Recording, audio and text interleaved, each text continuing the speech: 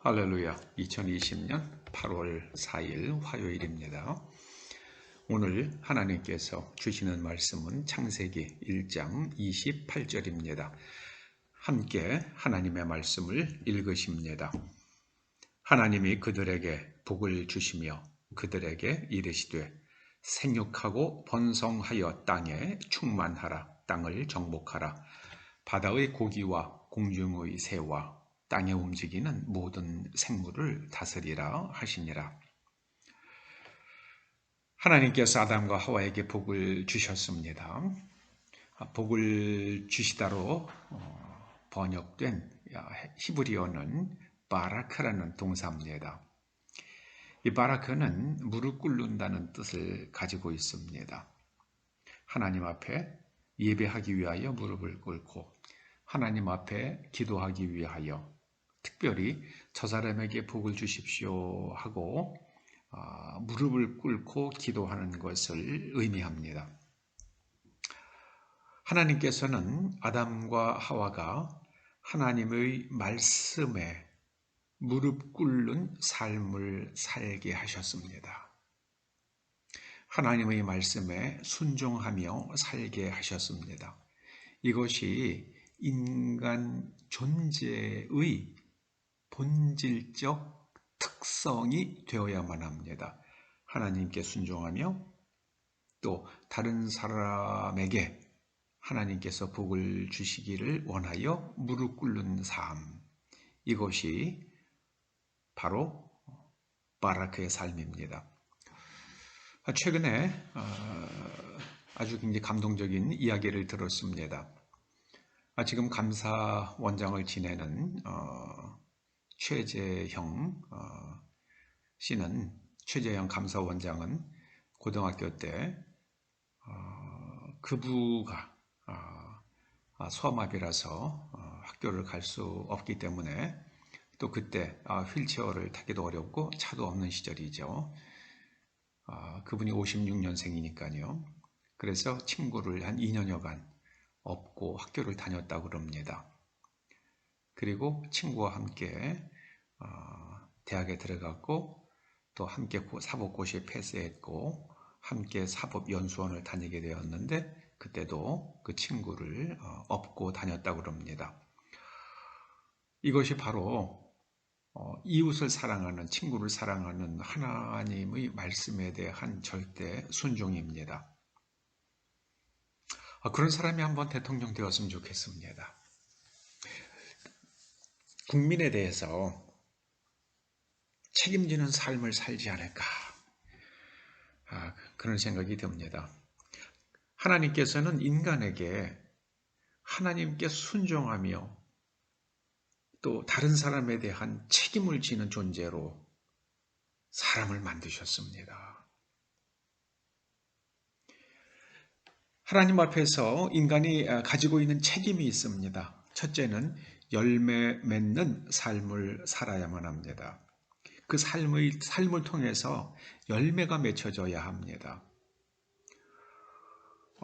선을 심으면 선을 거두게 되고요. 악을 심으면 악의 열매를 거둡니다.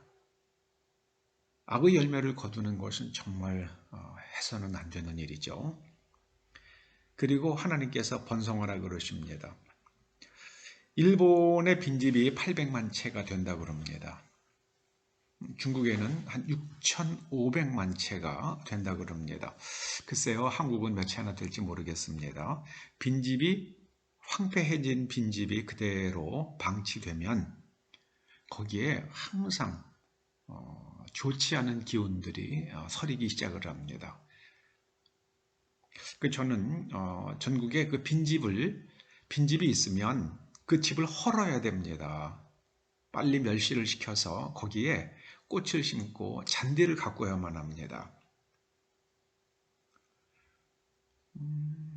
디트로이트의 자동차 공장들이 없어지면서 황폐해졌죠.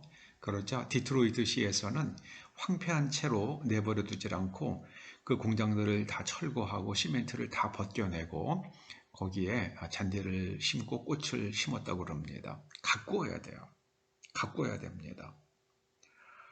하나님께서는 땅에 충만하라고 그러셨습니다. 땅은 사람이 살면서 가꿔야 아름다워집니다. 버려두면 황폐해집니다. 하나님께서는 인간에게 땅을 정복하라 그러셨는데 이렇게 성경이 정복하다는 말은 사실은 정확한 번역은 아닙니다. 이 카바슈라는 말은 영어로는 subdue가 돼요. sub, 누르는 거죠. 아래에 두고 due, 할 일을 하게 하는 겁니다. 그러니까 황무지를 옥토로 만드는 거, 이게 바로 카바슈입니다. 개간하라고 번역하는 게 가장 좋겠습니다. 개간하라. 이 subdue라는 영어 단어를 영한 사전으로 찾아보면은 땅에 대해서 이 subdue를 사용할 때는 개간하다라는 뜻을 가집니다. 그래서 치산치수를 하고 땅을 개간을 하는 겁니다. 땅을 개간하는 사람으로 가장 유명한 사람들은 미국의 애미쉬들이죠. 그들은 아주 척박한 땅, 사람들이 살려고 하지 않은 땅에 가서 그들이 한 10여 년 살면 그 땅이 나무가 무성하고 기름진 땅으로 바뀐다고 그럽니다. 참, 이 땅을 정복하라는 말은 바로 그런 뜻입니다. 이 말씀을 가장 잘 실천하며 사는 사람들은 애미쉬들입니다. 그리고 하나님께서는 모든 피조물을 다스리라고 인간에게 책임지어 주셨습니다. 그런데 인간은 자기에게 찾아오는 뱀, 그리고 하나님의 명령을 자꾸 틀렸다고 말하면서 하나님의 명령을 어기라고 말하는 뱀을 이걸 다스리지 못했습니다. 그냥 뱀하고 같이 놀았어요. 뱀의 말을 날마다 들었어요. 그러다가는 뱀의 말이 옳다고 생각이 뒤집어지면서 하나님의 명령을 어기고 선악을 알게 하는 나무의 열매를 먹어버렸습니다. 우리 인간도 그렇습니다. 인간도 자기 자신을 다스려야만 합니다. 프로이드는 인간을 욕망과 충동의 존재로 파악을 했습니다. 그래서 이 욕망과 충동을 억압을 하는 것이 정신병을 일으킨다고 이야기했습니다. 이건 전혀 인간을 잘못 이해한 거죠. 반면에 프로이드의 그 심리 분석과 심리 요법을 부분적으로는 인정을 하고 그의 관점을 굉장히 크게 반박했던 빅터 프랭클, 그는 인간은 의미의 존재요, 책임지는 존재라고 파악을 했습니다. 그가 수용소 마지막 무렵에 수용소 생활, 죽음의 수용소에서 살아남았죠. 마지막 순간에 그가 이제 친구와 함께 그 감옥에 그 수용소에 갇혀 있던 사람과 함께 수용소 외부로 작업을 나가게 됩니다. 그런데 그때 감시병들의 감시가 소홀해진 틈을 타서 탈출을 할 수 있는 절호의 기회가 찾아오는데 수용소에서 바깥으로 작업을 나가면서 이미 그런 상황이 있을 수 있다는 것을 그 친구는 예견을 했습니다. 그래서 프랭클에게 같이 탈출하자고 그러는데요. 프랭클은 탈출을 마음 먹었습니다. 그런데 그가 바깥으로 작업을 나가기 전에 디프테리아에 걸려서 아주 건강이 극도로 위험해진 한 그 환자가 제발 자기를 버리지 말아달라고, 지금 자기를 돌봐줄 수 있는 사람은 오직 당신뿐이라고 빅터 프랭클에게 아주 호소를 합니다. 탈출을 하기, 아주 도주를 할 수 있는 절호의 기회에 그 디프테리아 환자를 생각하고 자기가 의사라는 것을 생각하면서 기억하면서 그 환자에게로 되돌아갑니다. 친구는 탈출에 성공을 했죠. 그런데 나중에 빅터 프랭클이 굉장히 세계적인 명성을 얻죠. 그런데 그 친구가 빅터 프랭클에게 찾아올 수 있을 텐데 찾아오지 않습니다. 빅터 프랭클은 아마 친구가 탈출에 성공하지 못하고 죽었는지도 모르겠다, 그렇게 말하지 않습니다. 그런데 빅터 프랭클을 찾아오지 않은 것으로 보아서 저는 그가 일단 탈출에 성공했다가 또 체포되어서 죽었거나 아니면은 어디선가 그렇게 아무튼 소기의 목적을 이루지 못한 것으로 그렇게 추측해 본 적이 있습니다. 빅터 프랭클이 자기의 책임을 다하기 위해서 디프테리아 환자에게로 돌아갔을 때 그는 자신의 목숨을 지킬 수 있었습니다.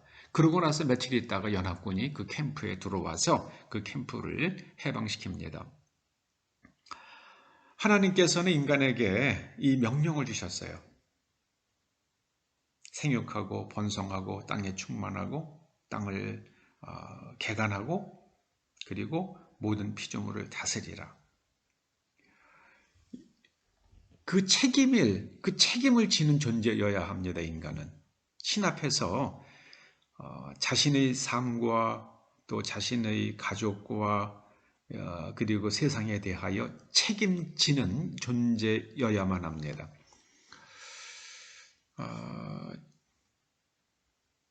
저는 그 최재형 감사원장이 지금 신촌교회 장로님이라고 그럽니다. 그분이 그렇게 책임지는 삶을 살아온 거에 대하여 그런 이야기를 듣고 살아왔다는 이야기를 듣고 그런 분이 이 나라를 참 한번 통치할 수 있는 기회가 있으면 좋겠다. 그런 생각이 스쳐갔습니다. 여러분들도 여러분이 서 있는 자리에서 여러분이 직장에서 여러분의 가정에서 그리고 초대 교회에서 여러분이 책임성 있는 그런 존재적 삶을 사시기 바랍니다. 그러면 하나님께서 반드시 책임지는 삶을 사는 여러분들에게 하나님께서 상급을 내려 주십니다. 하나님의 약속입니다. 기도하십시다.